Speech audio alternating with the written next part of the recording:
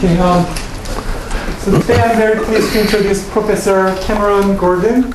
He is currently C.H. Richardson Foundation Regent Chair in Mathematics, University of Texas in Austin.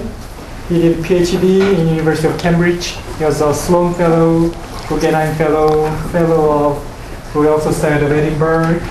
And he gave distinguished lectures in numerous places, including 1990 Kyoto ICM, British Math Colloquium, my lecture, Mordell lecture, and so forth. He is on editorial boards of various journals, including Geometry and Topology. So today, let's welcome Professor Cameron Gordon.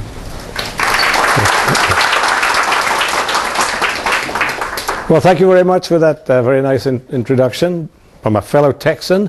It's very nice. And I'd like to say it's a great pleasure to be here. I thank you very much for your hospitality, everybody. I've had a wonderful week here. It's been really nice. So I'm sorry to be leaving. But so I'm going to talk about three manifolds. By the way, tell me if you can't hear me. If I'm not talking loud enough, I'll use the microphone. But so I want to talk about really there's three different aspects of three-dimensional topology which seem to be related in a way that's not completely understood.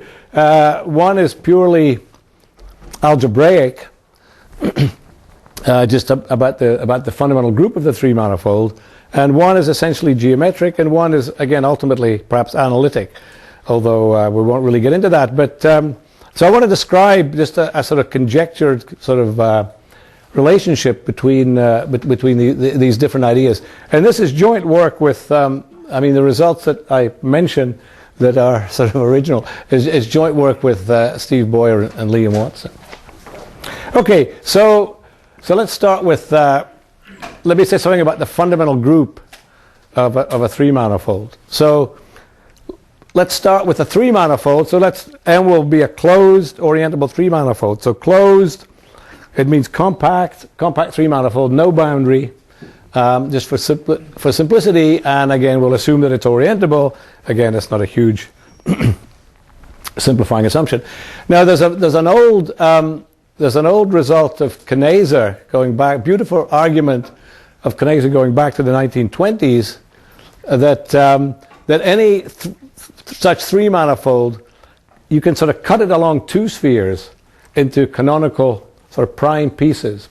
And so it's convenient then to assume that the only two spheres in the manifold are totally trivial. They're just the two spheres that sort of lie in a coordinate neighborhood. And so in other words, we'll assume that the manifold is irreducible. You can't cut it along any interesting sort of two spheres. So this is no real restriction. It's enough to understand irreducible manifolds. So as you know, the geometrization conjecture, which was formulated by Thurston and proved about 10 years ago by Perlman, it's a consequence of that. I mean, this conjecture says much more than I'll say here, but just an immediate consequence of it is that there are really sort of two kinds of irreducible three manifolds. There are those with infinite fundamental group, and the picture there is that the universal covering M tilde of such a manifold is just R3, and of course you have the fundamental group acting on the universal covering, acting freely, and the quotient is just the manifold. So that's a picture when pi1 is infinite, and in particular, this will come up a little bit later. It's easy to see that this implies, for example, that the fundamental group, if it's infinite, has no elements of finite order. It's a torsion-free group. Okay, and then the other case is that pi1 is finite, and there again. Special case of the geometrization conjecture. What's the picture there? Well, you take the universal covering space of M. It's going to be some compact manifold now, and it's simply connected, well, by the Poincare conjecture, which is part of this. It's the three sphere, just the unit three sphere, and not only that, but the action of the fundamental group of M on this universal covering is just it's just a sort of linear action. It's just acting as a subgroup of SO4 restricted to the unit sphere. And so M, the manifold you started with, is just a quotient of the 3 sphere by this action. So in particular, the manifolds with finite fundamental group that arise this way, now it's known that they all do arise this way, the ones that arise this way for a long time, they'd been completely sort of classified way back in the 1930s. So that's the picture, that either the fundamental group of the manifold is infinite, in which case it's torsion free and it acts on R3 and the quotient is the manifold, or pi1 is finite and it acts orthogonally on the 3 sphere. So let me give one example, a simple example of this second case. So here, if we take 2 relatively prime integers p and q, with p at least 2, say, then we can get a free action of the cyclic group of order p on the unit sphere, thought of the unit 3 sphere, thought of as a unit sphere in C2, just by multiplying the first complex coordinate by e to the 2 pi over p, and the second one by e to the 2 pi qi over p. In other words, you're just rotating, one complex plane through 2 pi over p and the other one through 2 pi q over p. And this is when restricted to, of course the origin is fixed, but when restricted to the unit sphere, this is a free action, and it's one of these nice orthogonal actions, and the quotient is this 3 manifold, which is called a lens space. So again, these were one of the first sort of non-trivial examples of 3 manifolds that were studied, and the lens space LPQ is determined by these 2 relatively prime integers. And of course the fundamental group is just a cyclic group of order p, and it's just, this is the action on the universal covering acting. Yeah. Okay, so that's a lens space. So I mean, an obvious question, and a question that people asked, really at the beginning of the subject, how strong is the fundamental group? We know that surfaces are sort of classified by their fundamental group. What about 3-dimensional manifolds? The fundamental groups obviously are very important invariant, but how strong is it?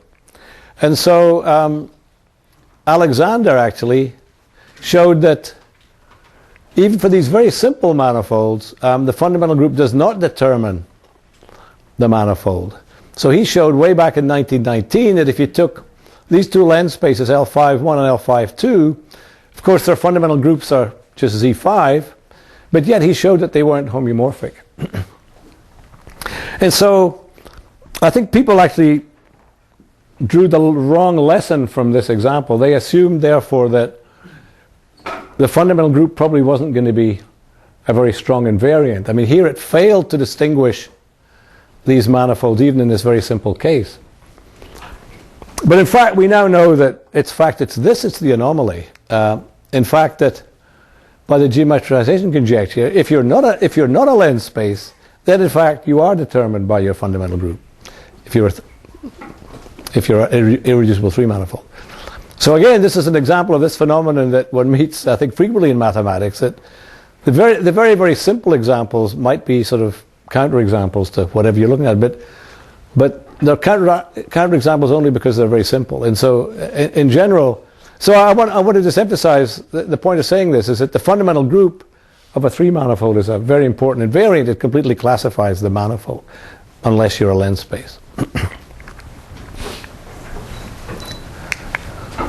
And in particular, of course, as I mentioned earlier, if you're simply connected, then you're the 3 sphere. This is the famous Poincare conjecture that was an important part of the geometrization conjecture.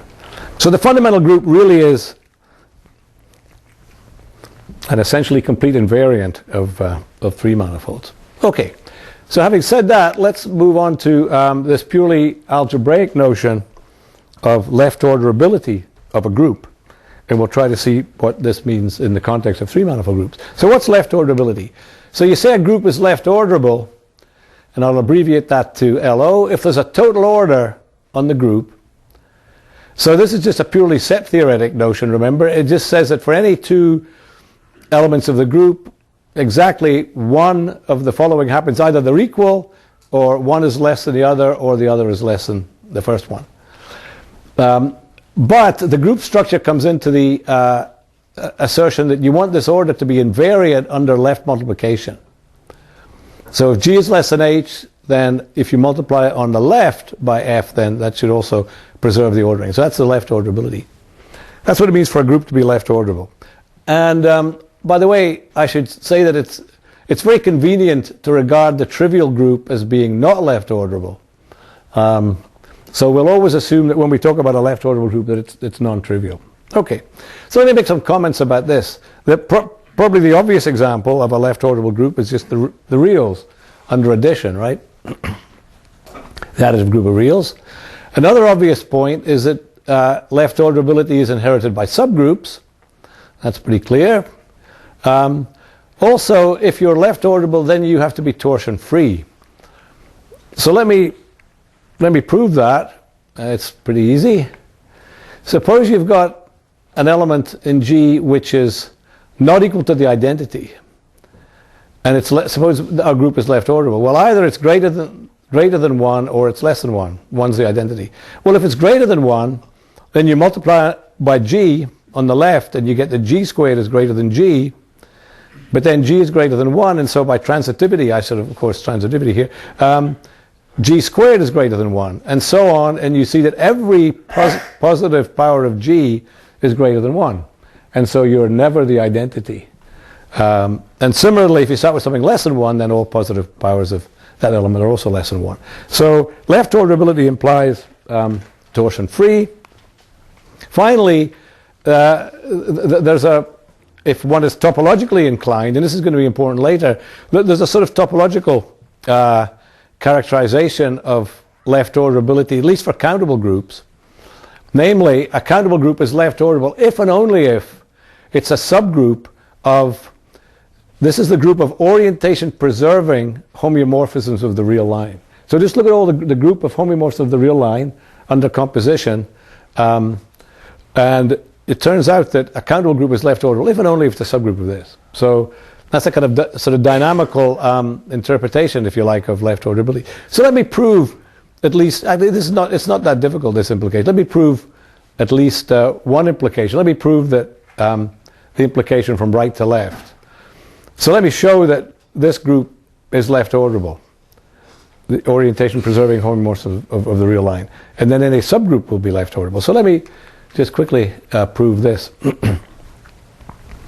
So this is really a very, there's a very, very general sort of proof here. So how do we prove that this is left orderable? Well,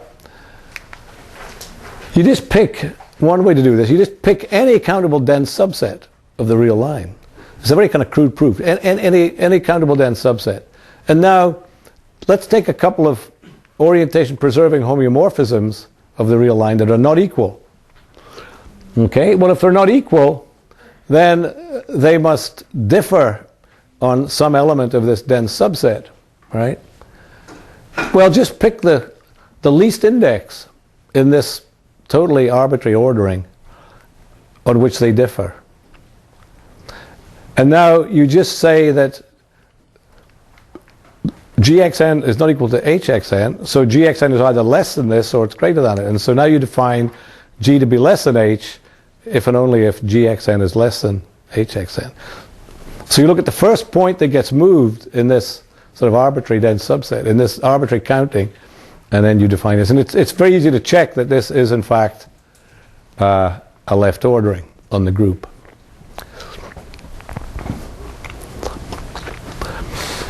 Of course, so this shows you in particular, of course, I mean, there are uncountably many left orderings because you can choose this in just any way you like. So, so this is really, really, really left orderable. I mean, it's got uncountably many left orderings.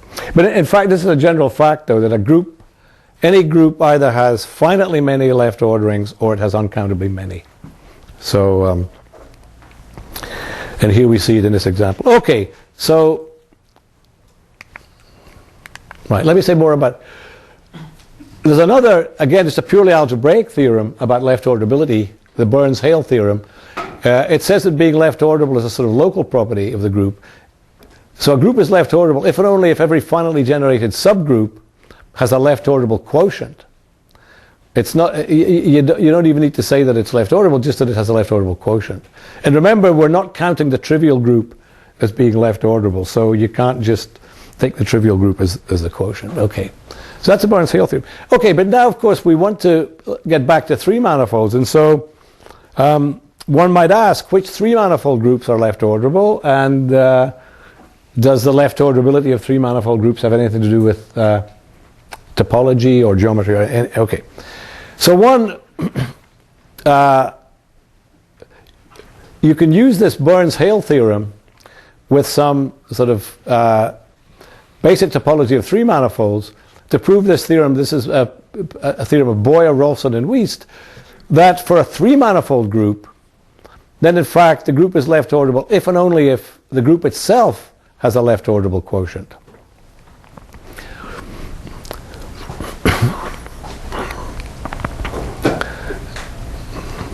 So using, if the group itself has a left-orderable quotient, then you can show that every finally generated subgroup has a left-orderable quotient. I mean, that's not true in general, but it's true for three manifold groups, which I won't go into the proof. But so in particular then, if the three manifold has infinite first homology, then its fundamental group is left-orderable. So remember, you know, the fundamental group, when you abelianize it, you get the first homology.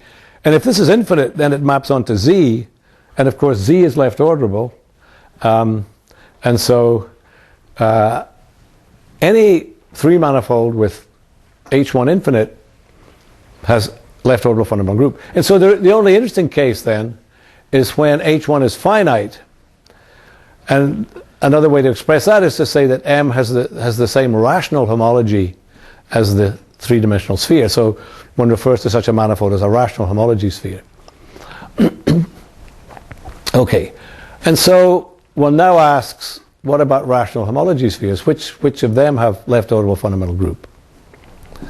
Well, let's see. We know that if pi1 of M is finite, for example, a lens space, then you can't be left-orderable because left-orderable groups have to be torsion-free. So what about rational homology spheres with pi1 of M infinite? So let me give an example. Again, an example of a rational homology with pi1 M infinite, which is not left-orderable. So it's slightly more interesting than this case. Because remember, if pi1 M is infinite, under the assumptions that I had right at the beginning, then pi1 of M is torsion-free. And so you're not going to prove that it's not left-orderable just by saying, well, it has torsion. So it would be a slightly more interesting example. So let me just give an example here. So if you start with a Klein bottle, of course that's a two-dimensional manifold. And remember, its fundamental group can be presented in this way. If you take two Möbius bands and glue them together, then Van Kampen's theorem will tell you that the fundamental group is of this form. It has two generators A and B, and that single relation that says that A squared is equal to B squared when you go along that. Okay, now I want to construct a three manifold. Ultimately, I want to construct a closed three manifold, but first let me construct a three manifold with boundary. So what I want to do is take the Klein bottle and thicken it up. This is a schematic picture. This is supposed to be the Klein bottle. And I just want to thicken it up one extra dimension by taking an interval over each point. But I want the resulting three manifold to be orientable. The Klein bottle is not orientable. So I want to twist when I go around an orientation reversing loop in the Klein bottle, I want to twist these I fibers. Anyway, one can do that, and you end up with an orientable three manifold. It's the orientable I bundle over the Klein bottle. So it's this three manifold, and it has boundary, the sort of orientation cover of the Klein bottle, which is a torus. And of course, its fundamental group is the same as that of the Klein bottle because we just thicken things up with an interval. And the fundamental group of the boundary turns out to be generated by, it's this A squared and AB, this subgroup of index 2, A squared and A. Okay, now this has boundary, so I want to construct a closed three manifold, so I'm going to take another copy of this same I bundle, call it N prime, and I'll call the generators of the fundamental group X and Y rather than A and B. And now I glue these two things together along the boundary, these two the boundary tori, and let me glue it so that on A squared gets identified with XY, and AB gets identified with the inverse of X squared. So pi1 of the boundary, you see here, it's generated by A squared and AB, Here it's generated by x squared and xy. And so I can glue them together so that these elements are identified. And so the fundamental group now just sets these elements equal. Well, it's easy to prove that this is a rational homology sphere and pi 1 of m is infinite, but I claim that it's the fundamental group is not left-orderable. And this is very easy, you see, because first of all, suppose x were greater than 1.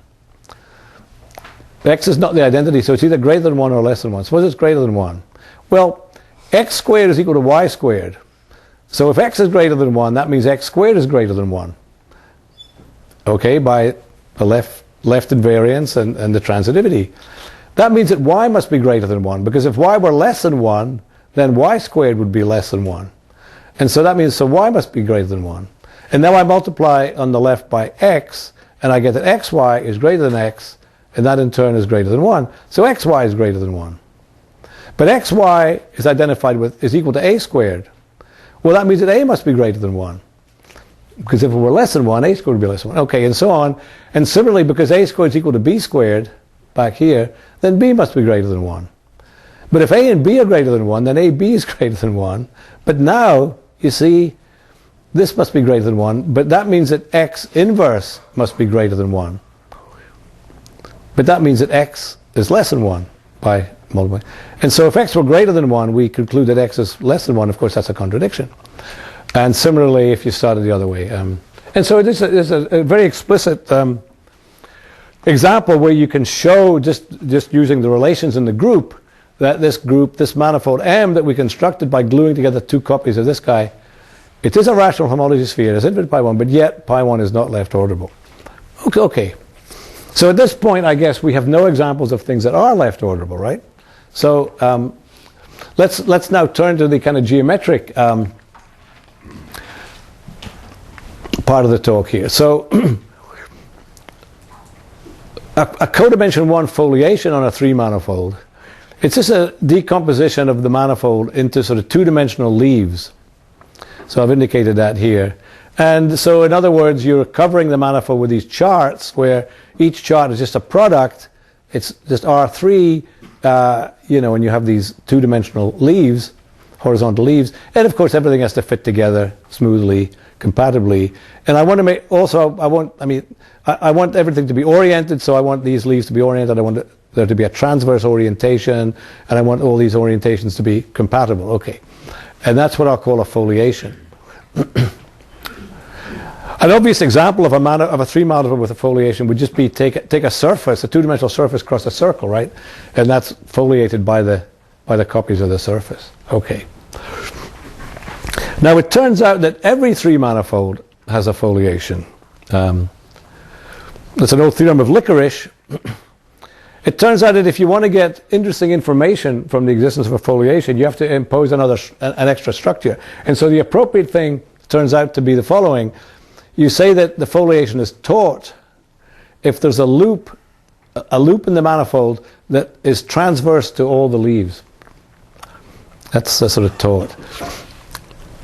The construction of a foliation on every 3 manifold, it turns out, uses things called Rabe components, which are not they're not taut. And so it turns out that not every 3 manifold has a taut foliation, and having a taut foliation does put some restrictions on the manifold. Interesting restrictions. So so let's see how this is related to left-orderability. So suppose we have a taut foliation on our manifold. Well, we can go up to the universal covering space, and we can just lift the foliation. And so we get a foliation up in the universal covering space. And now we can construct what one calls the leaf space up in the universal covering. Namely, you just identify each leaf to a point. You just take the quotient space of M tilde just by identifying each leaf to a point. And so let's call this leaf space lambda tilde. And you see, lambda tilde it's a one-dimensional manifold, because just by the local triviality condition of a foliation, and it'll be simply connected because we're up in this universal covering. And so one's first thought is, well, it must be the real line, but unfortunately, it's not always the real line. It sometimes is. In fact, let me jump straight to this sentence here. If this leaf space is the real line, then you say that the foliation you started with is R covered. But in general, the problem is that this one manifold mightn't even be Hausdorff. So here's a typical picture you see. You might be seeing, I've drawn this one dimension lower, right? I mean, I've drawn a sort of foliation by lines on the plane, but if you imagine taking the product of this with another copy of R, you see what happens is that we have all these vertical leaves here and here, and then in between here we have these leaves that sort of go like this. And when you take the leaf space, when you identify each leaf to a point, you'll see that these two heavily shaded leaves, they go to points that don't have disjoint neighborhoods, because every neighborhood of something here, you see, is going to meet one of these guys, which then, is going to meet this guy. So this is why this leaf space, because of this kind of phenomenon, isn't necessarily Hausdorff. If it is Hausdorff, then it'll just be a copy of the real line. And so, so on the other hand, though, you see, now we come to left-orderability. If you do have one of these really nice foliations, where up in the universal covering, it sort of behaves the way you'd perhaps expect it to behave, then in fact the fundamental group is left-orderable. And so that's just a consequence of this Boyer-Rolfson-Weiss theorem, because you see, the fundamental group, of course, acts on the universal covering. It acts on the lifted foliation by definition, therefore it acts on the leaf space. And it's easy to see that this action is non-trivial, so it really does move this leaf space. And so you get a non-trivial homomorphism from pi1 of m to the orientation-preserving automorphisms of the real line. And so we know that this group is left-orderable, so the image of this representation will be some subgroup of this, and so that'll be left-orderable. And remember, for three manifolds, you have this very special property that the fundamental group itself is left-orderable if it has a left-orderable quotient. And so we're seeing some connection now with the geometry of three manifolds, perhaps. If you have this very nice kind of foliation, then the fundamental group is left-orderable. And in particular, this gives rise to lots of examples of rational homology spheres with infinite, that have left-orderable fundamental group. And so let me just briefly mention that there's a class of three manifolds that was completely analyzed by Seifert back in the 1930s, Seifert fibered spaces. They're rather simple manifolds, but they play a kind of important role as in the sort of building block picture of three manifolds. They're sort of singular circle bundles. I won't perhaps say more than that, but they're sort of well understood three manifolds. And it turns out that for them, if you have a rational homology sphere that's one of those Seifert fiber spaces, then the fundamental group is left-orderable if and only if it has an R-covered foliation. And so for this restricted class of manifolds, we do have a completely kind of geometric interpretation of what it means to be the fundamental group be left-ordered. And I should say that, the existence of these nice foliations on this class of manifolds has been completely worked out. And in particular, for our purposes, we can say that we now know that there are infinitely many guys in this class that do have left-orderable fundamental group, and there are infinitely many that don't. So now we really do have everything, anything can happen. Some of these rational homology spheres have left-orderable pi1, some of them don't. So what's going on? I mean, is there some other interpretation of this? So let me now mention the sort of third aspect of three manifolds, which I'm trying to discuss here. This is this Heegard-Floer homology theory, which was introduced about 10 years ago by Oswald and Szabo, and it's had a huge impact on three-dimensional topology, actually. I mean, this is the theory that's ultimately sort of analytic, but because it comes from looking at a certain higher dimensional Lagrangian tori in certain symplectic manifolds and so on. But let me give a more concrete sort of, at least partial definition. So this is why it's called Hegardt-Floer homology. Okay, so every three-manifold can be decomposed into two really simple pieces. This is an old fact, that a genus G handle body is just a solid three-dimensional object like this. Its boundary is just a genus G surface, and it's an easy consequence of the fact that three manifolds are triangulable, that every three manifold can be expressed as a union of two such handle bodies, then they intersect just along their boundary. Now, of course, G may have to be chosen to be rather large, but for some G, for every manifold M, there's some G, so that you can regard M as just being obtained by two copies of this guy glued together. So, for example, we've mentioned lens spaces. If you take genus 1, so you just take two solid tori, then it's easy to see that lens spaces can be obtained by gluing together two solid tori. And the way you glue the boundary, that's determined by the integers p and q. Okay. Now, this, suppose you do have a Hegardt splitting then of this three manifold. It turns out that the manifold and the splitting surface can be kind of encoded by just a very simple diagram on the surface. So this is what's called a Hegardt diagram. So you just take this genus G surface, and on that surface you draw two sets of G simple closed curves. There are red curves and green curves. And so there's the alphas and the alpha primes. And the point is that the alphas sort of determine the handle body H, and the alpha primes determine the handle body H prime.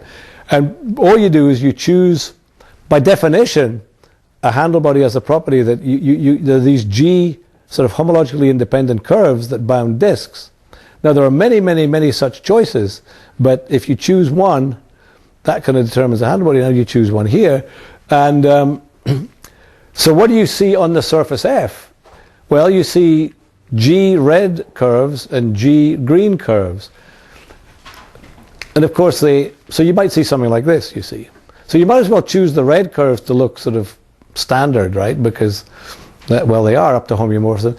But the trouble is, well, and now the green curves, see, they bound disks in the green handle body H prime, but it's glued onto H in a complicated way, and so when you look at the two sets of curves on the surface F, they will look rather complicated. But this is an old way. I mean, goes back to Poincare actually, an old way of describing three manifolds. You just draw a diagram like this, and this describes a three manifold.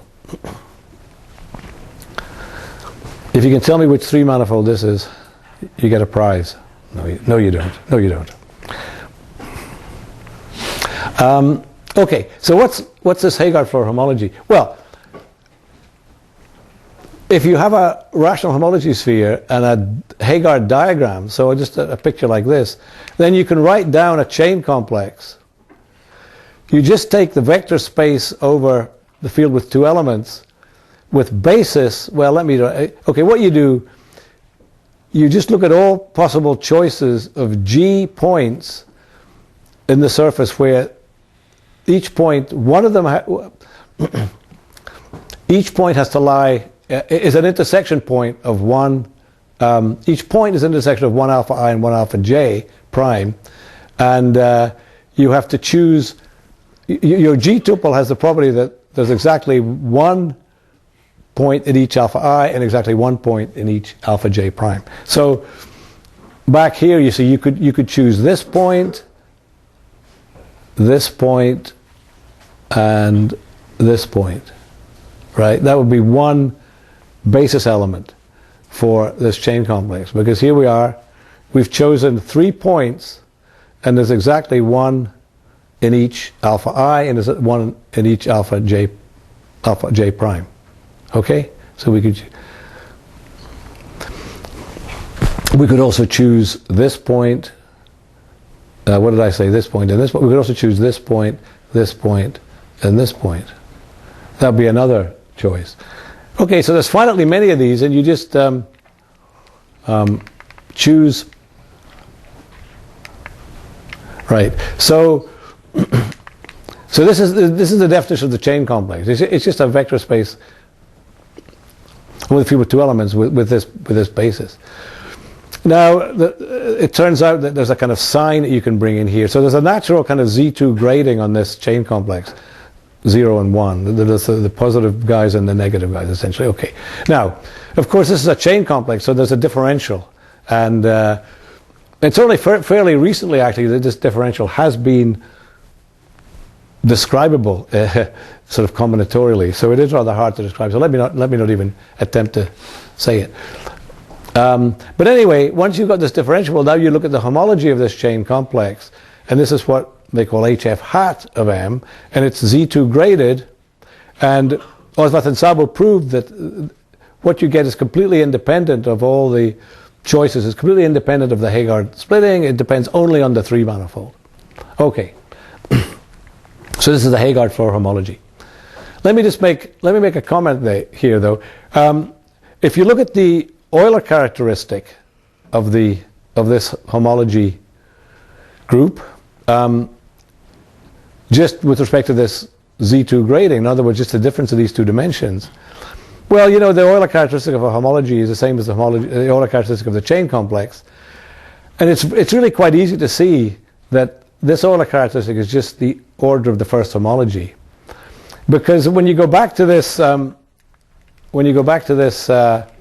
diagram, you can write down, you know, what the first homology is, because it's an abelian group generated by these things corresponding to the alphas, and then the green guys read off relations. Every time you intersect one of the alphas, you get a so this relation would just say that, you know, alpha 3 is trivial, and so on. And so it's really quite easy to see that. Am I going the right way here? No, wait. It's quite easy to see that the Euler characteristic of the chain complex is just the order of the first homology. And so in particular, the total dimension of this, which is the sum of these two, right, is at least the order of the first homology. And so this, finally we come to the notion that I wanted to introduce, that Osvath and Szabo call a 3 manifold rational homology an L space if you have equality here. So an L space is a rational homology sphere where this Heegard floor homology, this vector space, whatever it is, it's as simple as it possibly could be. Its dimension is exactly the order of the first homology. And of course they called it an L space because they showed that length spaces were L spaces. That was the first example. And for our purposes, a very important theorem that they proved is that if you're an L space, then in fact you don't have one of these taut foliations that I talked about. And of course they asked in their paper, I mean, this concept of an L space, is there some way of characterizing that without mentioning this rather complicated Heegard floor homology theory? So this is the conjecture that if you're a rational homology sphere, then you're an L space if and only if pi 1 of m is not left orderable. Yeah, so an L space is, I mean, I'll give some examples, but an L space is a rational homology sphere, 3 sphere, such that the dimension of this Heegard floor homology is as small as it possibly could be. It's just the order of the first homology. And so, well, so let me say some things that are known here. I mean, length spaces are L spaces. That's just an explicit computation. With the Heegard diagram of a length space is very simple. It's just, you just have 2 circles. You have a red circle and a green circle, and the green circle sort of wraps around as a PQ curve on the torus, and so you can easily compute what it is, and it turns out that they're L spaces. And so, yeah. So I'll give some examples in a minute, but at the moment, like I say, so here's the conjecture that you're an L space if and only if you're not left orderable. Or turning it around, you're not an L space if and only if pi 1 is left orderable. And so we're conjecturing that these two things are equivalent, and the discussion has already shown that the existence of taut foliations acts as some kind of intermediary between these two concepts. But of course, so we have these sort of partial implications. The theorem of Osvaldt-Szabo here, if you have a taut foliation and you're not an L space, so you have an implication this way. On the other hand, we saw that if you have an R-covered foliation, remember, that implies that your fundamental group is left-orderable because you get this action of the group on R. And so you get implications here. It turns out that you can't reverse this implication. It turns out you can't reverse this implication. And of course, you get... And so, you know, I mean, there's some relation between these two things, but at the moment, it's not known whether this implies this or this implies this. Neither direction is known. But let me just, in the last sort of 15 minutes or so, just give some evidence for this conjecture that this is a sort of characterization of these rather mysterious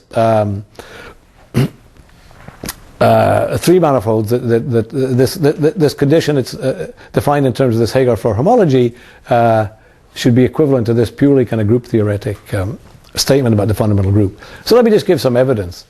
Well, I've mentioned. Okay, first of all, here's some very, very easy evidence. Remember, one class of three manifolds are those with finite fundamental group. So they, of course, are all rational homology spheres. And of course, because pi1 of m is finite, it has torsion, and so the fundamental group is not left-orderable.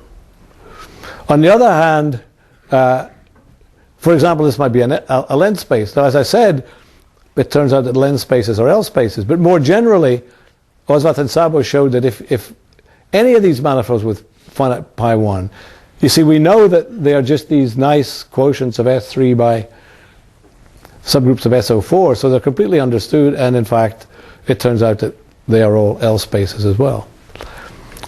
So that's, of course, some rather weak evidence for the conjecture. I mentioned this class of manifolds earlier, the Seifert fibered spaces, those kind of singular circle bundles. And remember, for those, it turns out that having left-orderable fundamental group is equivalent to having a certain kind of R-covered foliation. And in fact, anyway, but the conjecture one can show is true for those. So, of course, they're rather a special class of manifolds, but still it is true for those. I also mentioned I gave that example earlier on where we took two copies of this twisted I bundle over the Klein button and we glued them together, and I showed that the fundamental group in that particular case was not left-orderable. Well, it turns out that, you know, you can glue these things together essentially any way you like, and it's still not left-orderable. So again, these manifolds are so-called Sol manifolds. I mean, this is one of Thurston's 8 geometries that he identified in dimension 3. So these are Sol manifolds. Well, they're solved manifolds. And so, like I say, it turns out that these manifolds never have left-orderable fundamental group. And so if this conjecture I'm talking about is true, then they should all be L spaces. Well, it turns out one can prove that they are. I mean, it's not entirely trivial to prove that they are, but they are. So this is another class of manifolds which are not for which the conjecture is true.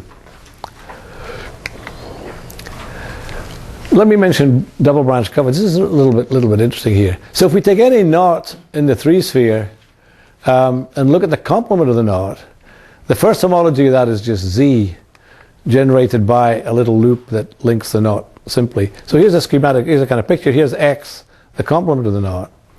And so in particular, I could take a twofold cover, just map this to Z2 and take the twofold cover, and this meridian will sort of unwrap. So the projection map is 2-to-1 on this meridian. And so I can sort of abstractly sort of extend this unbranched covering to a branched covering, which is a twofold covering everywhere except along this singular set, and it's just 1-to-1 on the knot, but it's 2-to-1 everywhere else. And so this is an old construction. Of course, you can do this for integers other than 2, but let me just look at the twofold branch cover. So this is something that for any knot in the 3-sphere, you can construct this twofold branch cover, which I'll call sigma k, which is a closed 3-manifold associated with a knot. Okay. Well, okay, here's a little digression here. there's an interesting class of knots called rational knots, or two-bridge knots. And they're called rational knots because they correspond to just rational fractions p over q. So you take a fraction p over q and you express it as a continued fraction, a1 plus 1 over a2 plus 1 over, and so on, right? And so you get these integers a1 through an, and now you can use those to form, yes, what was originally called a Viergeflecht, a kind of four braid. You just take four strings and you use these integers to tell you how these strings kind of link each other. And so, I mean, examples will suffice, I hope, to illustrate. So if you take 3 over 1, that's just 3, right? And so you just link this 3 times, 3 crossings, right? So this is the rational knot 3 over 1. If we take 5 over 2, you can write that as 2 plus 1 over 2. So you start here, let's say, so you do 2, and then you do another 2. And you choose the crossings so that if these are both positive, then the crossings alternate. So here goes under, the next one goes over. So this would be the rational knot 5 over 2. Here's another one. All right, last one, I promise. 13 over 5, we can write this as 2 plus 1 over 2 minus 1 over 3. So here we are, 2, 2, negative 3. And so you see here the signs are different, and so the crossings don't alternate. Anyway, this is a beautiful sort of class of knots, and it's an old theorem of Schubert that the double branch cover of the knot associated with a rational number p over q is none other than our friend the lens space LPQ. Now there's a more general class of knots, much more general than this class, called alternating knots. And so you say that a knot is alternating if it has a diagram where the crossings alternate. So here's I mean, alternating diagrams are much favored in art, you know. Whenever people draw knots, they tend to make them alternate. See, over, under, over, under, over, under, over, under. Same with this one. So that's an alternating knot. And these rational knots are alternating. You simply take the continued fraction that has all the entries positive. So for example, remember back at this guy we chose 2, 2, negative 3, and the diagram we got was not alternating. But we can actually express 13 over 5 as 2 plus 1 over, 1, 1, 2. And now it is alternating. It's the same knot. That's the kind of remarkable thing. That the knot you get only depends on the fraction p over q and not on the continued fraction expansion. Okay, so these guys are alternating knots. And remember the double branch cover of a rational knot is a lens space. Well, more generally, Ozasawa showed that if any alternating knot, the double branch cover will be an L space. So it's a kind of generalization of this. Now we know that the fundamental group of a lens space, obviously that's not left orderable because it's finite. It has torsion.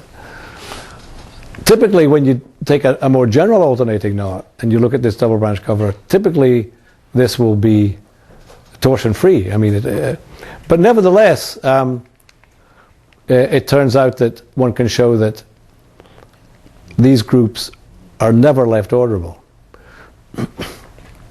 even though they may, in general they won't have torsion. So again, this is some more evidence for this conjecture. See, here we have a class of 3 manifolds that are L spaces, and one can show that they're not left orderable. And by the way, there are many proofs of this now. There are other proofs that have been given by Green, by Ito, by Levine-Llewellyn, and you don't have to stick to knots. You can look at links as well. So it's slightly more general. So this is another bit of evidence. I'm sort of adducing evidence for the equivalence of not being left orderable to being an L space. Okay.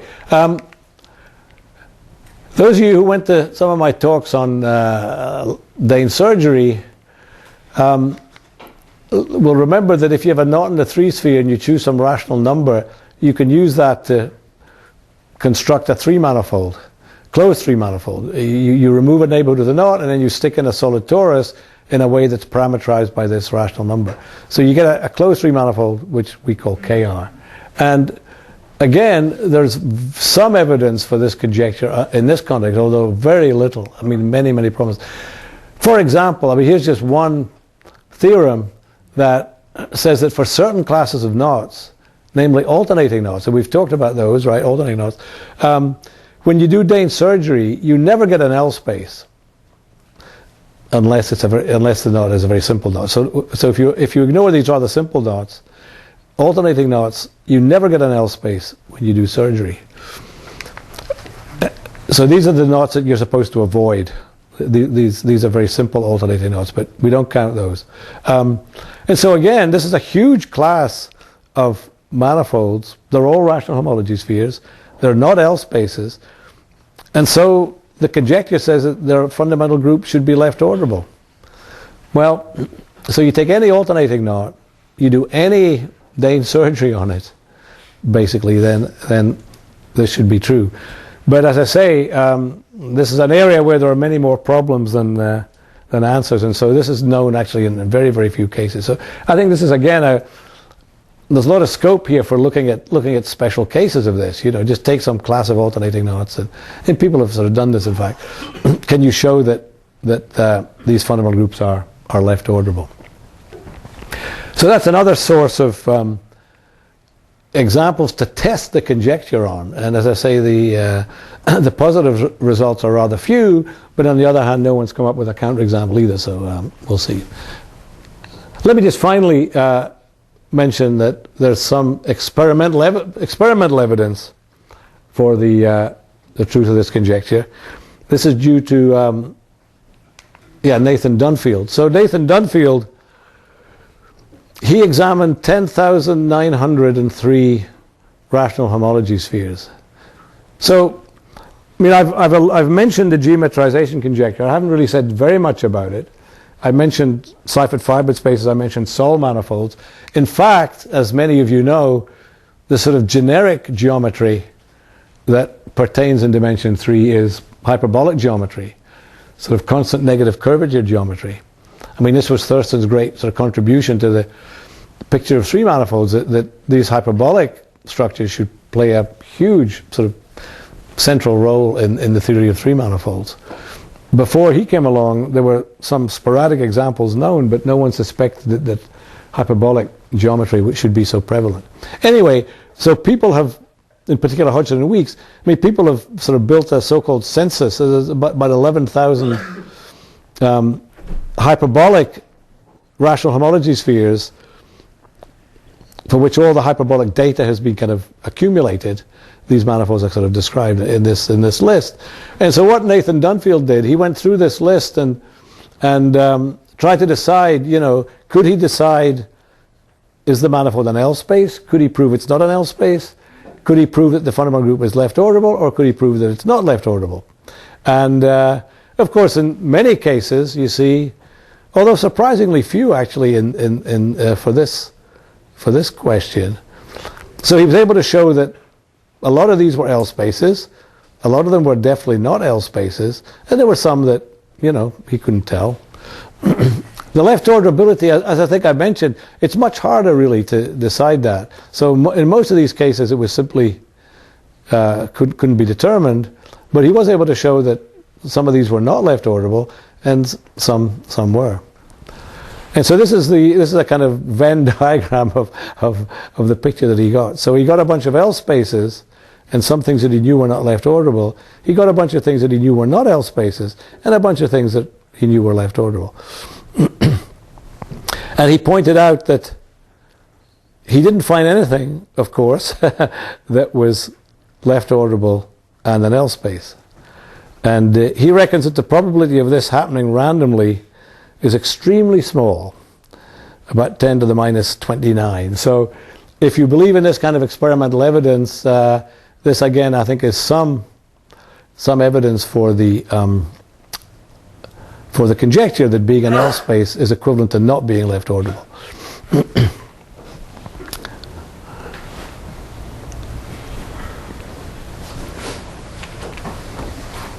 I think that's all I have to say. Thank you.